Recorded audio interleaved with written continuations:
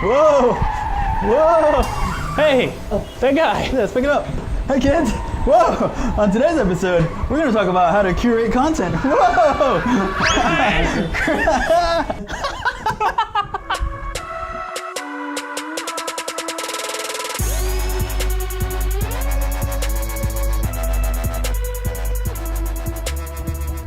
Hey guys, welcome to another episode of Tip for Tip, where you ask your marketing question in exchange for a tip in your industry. My name's Aaron. And my name is Christian. And today we have Heather and Tina from Lone Star Mercantile. Perfect timing. Our question for BitBranding is, how do you keep your content different and engaging across all your different outlets when you have Facebook, Instagram, you have your email newsletter, you have Insta stories or your Facebook stories. So how do you keep it different so that you're not being repetitive with all your viewers? All right, so I think a good rule of thumb is not to do, like you guys said, exactly the same stuff over Instagram, Facebook, Twitter, and all that. But I think you can do the same content and just tweak it up a little bit.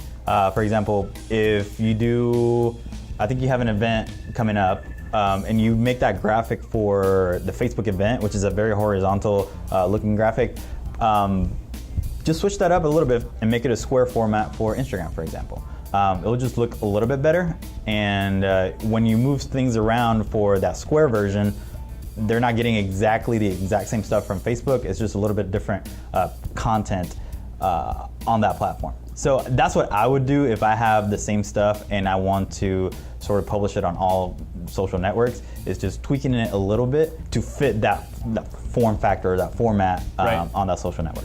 And I was gonna say, so it's just about curating it, and then depending on, so that an event's a great example, but that's something that it's gonna end and you're not gonna necessarily be able to use again. But if you create a video that's like evergreen, that you could say, I could use this at any point, you could put it on Facebook today, and then 3 weeks later, you could just cut a different version of it and put it on Instagram. Your followers are on Facebook, not all of them are on Instagram, and if it's been 3 weeks, we've all forgotten what it was, and it's good to have repetitive content, just not like 6 times in one day. So doing what Christian says is perfect, and then don't forget about all your old content. If it did well before, it more than likely will do well again, and you could use it and shape it up and cut it up to different platforms. Yeah, it's pretty good. All right, let's hear your tip from y'all. Our tip for you is to make decisions for your business based on numbers, facts, and data.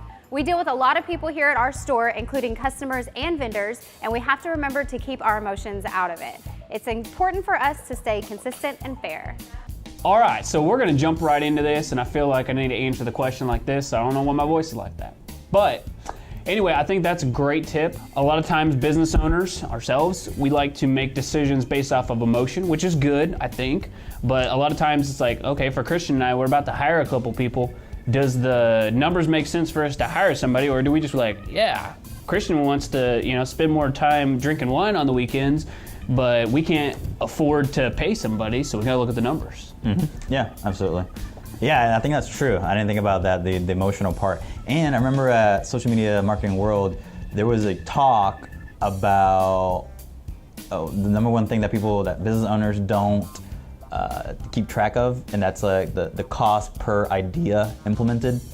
Ooh, right? fire emoji. Fire. And a lot of business owners, a lot of entrepreneurs, they do that. They sort of come up with 20 ideas and they want to do them all. I am guilty. Yeah. So that's why we're a good yin and yang balance, because I have like all these ideas I think are awesome, but it would probably cost us. No. Yeah. Well, no, he says they're awesome, but it would cost us $100,000 to implement them. They're all awesome. My question of the day is, what do you have going on this summer? Is there any type of cool event coming up that you want to share with us? We might show up. Who knows? Right, especially food, drinks were there. Yeah, for sure. All right, Heather, Tina, Lone Star team, thank you for coming on the episode, coming on this show.